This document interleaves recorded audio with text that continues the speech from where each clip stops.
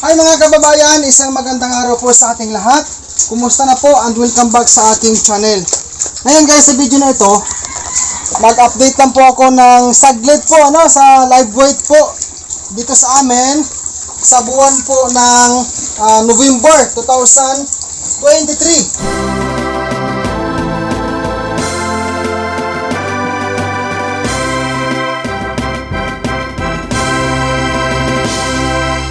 King's VitaPlus Animal Feed Supplement.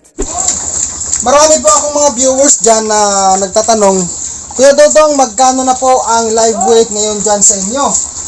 Ngayong buwan po ng November 2023 ay 180 na lang po o 185 per kilo.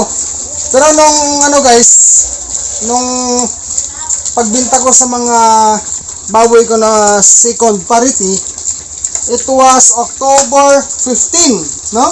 October 15, ang live weight nun was 170 pesos. Then after ako nagbinta guys sa mga baboy ko na yon, after a week, tumaas, nagiging 180. Then after a week also, sunod-sunod na pagtaas, nag 190. Tapos, lumipas ang 3 linggo, nag 200 hanggang umabot po ng 210.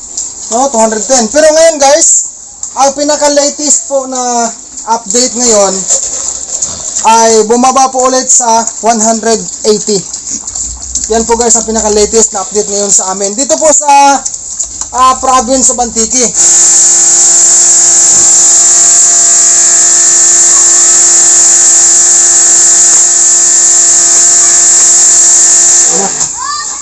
Inuubo hindi? Hindi. Nasamid lang kasi grabe pa kainin kasi puro buyag lang. So maraming salamat po for watching this video. Sa mga hindi pa ho dyan nag-subscribe, mag-subscribe na po and i-click mo ang notification bell para po updated ka palagi sa mga simple videos ko sa pag-alaga ng baboy. Mabuhay po kayong lahat viewers. God bless po sa ating lahat.